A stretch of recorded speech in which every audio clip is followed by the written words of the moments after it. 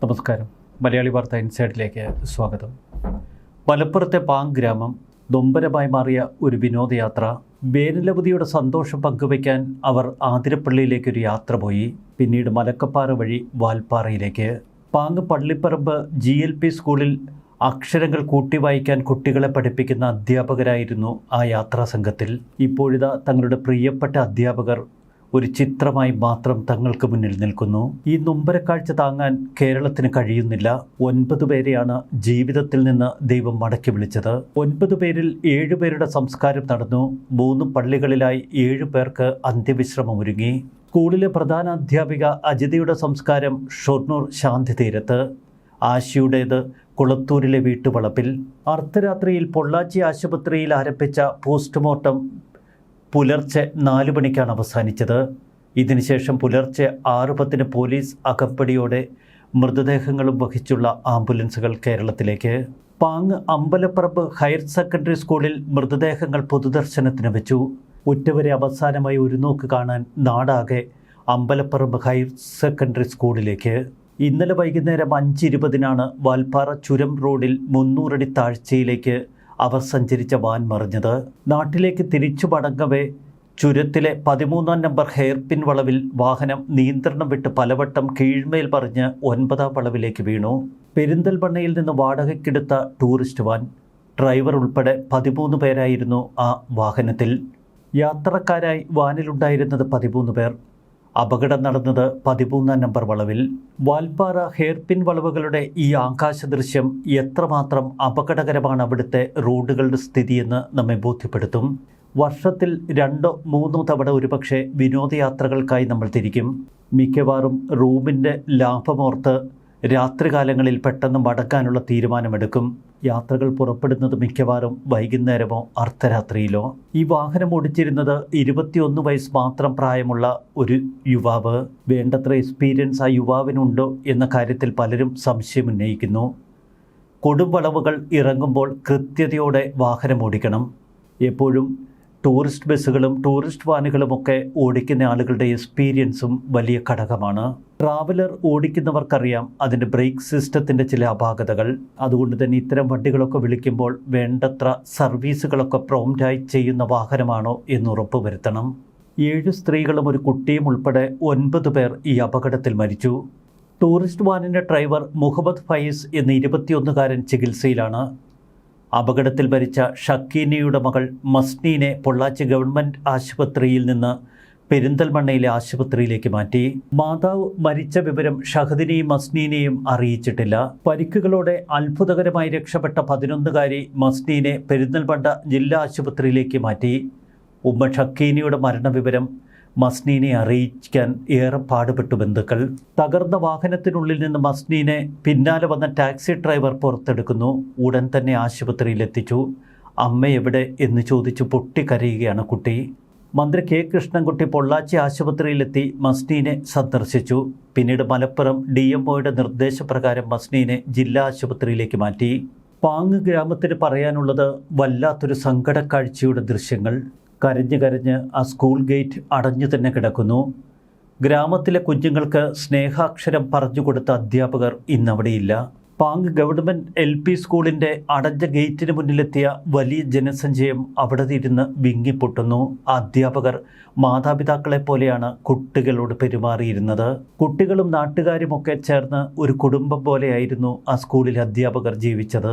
തൊട്ടടുത്ത വീടുകളിൽ എന്തു വിശേഷമുണ്ടെങ്കിലും അധ്യാപകർ ഇടപെടും. വേനലവധിയാണ് എങ്കിലും ജോലി സംബന്ധമായ കാര്യങ്ങൾക്ക് അധ്യാപകർ പലപ്പോഴും സ്കൂളിലെത്തും.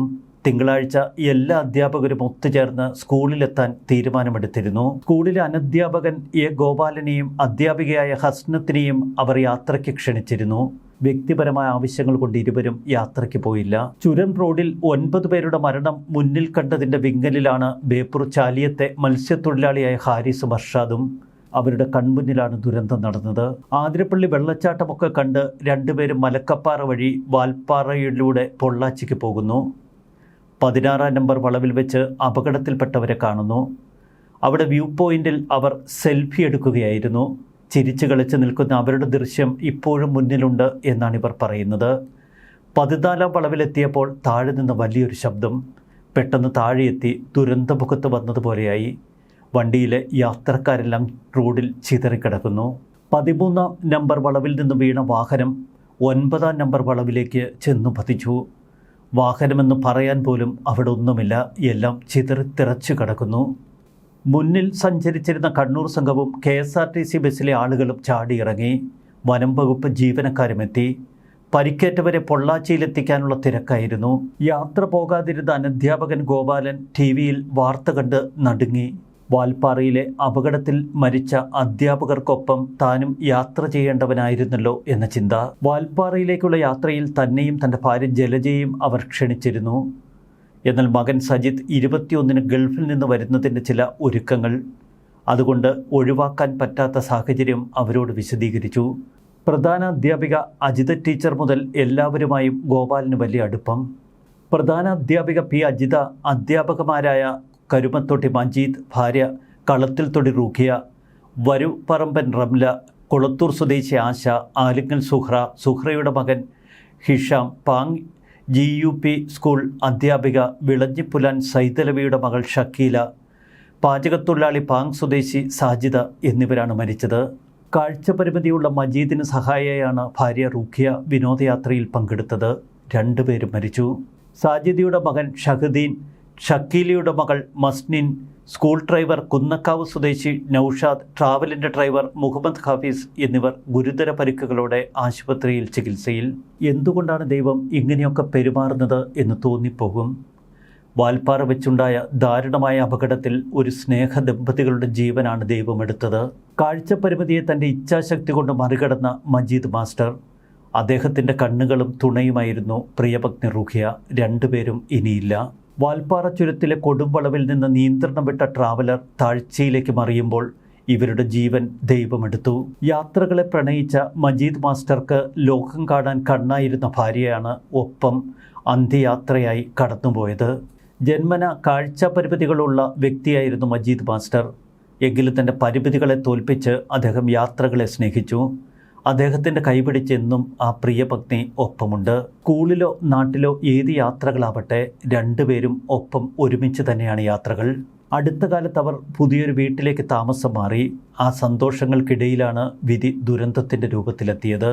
ക്ലാസ് മുറികളിൽ പാട്ടുകൾ പാടിയും കഥകൾ പറഞ്ഞും കുട്ടികളെ കയ്യിലെടുക്കുന്ന മജീദ് മാസ്റ്റർ. അദ്ദേഹത്തിൻ്റെ അധ്യാപന ശൈലി നാട്ടിലേറെ പ്രശസ്തമാണ്. ഒരൊറ്റ ദിവസം കൊണ്ട് പാങ്ങിലെ സ്കൂൾ അനാഥമായി കിടക്കുന്നു. അവരുടെ പ്രിയപ്പെട്ട 5 അധ്യാപകരെയാണ് വിധി തട്ടിയെടുത്തത്.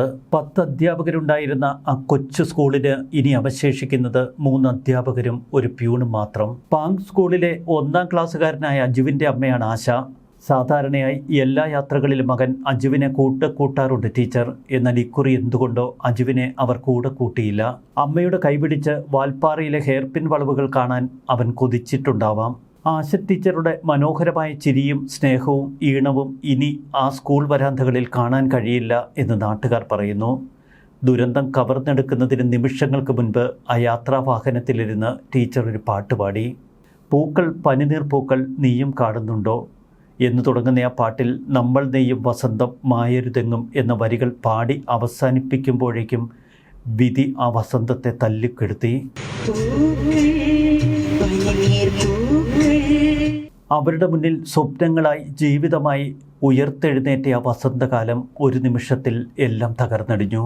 തങ്ങൾ കേൾക്കുന്ന ടീച്ചറുടെ ഗാനം, ഈണം തങ്ങളുടെ ജീവിതത്തിൻ്റെ അവസാന ഗാനമായി ആരും ഒരുപക്ഷെ കണക്കുകൂട്ടിയിരുന്നില്ല. വാൽപ്പാറയിലെ 13-ാം ഹെയർപിൻ വളവിൽ വെച്ച് നിയന്ത്രണം നഷ്ടമായ ട്രാവലർ അഗാധമായ താഴ്ചയിലേക്ക് മറിയുന്നു. 9-ാം നമ്പർ വളവിലാണ് അത് ചെന്നു പതിച്ചത്.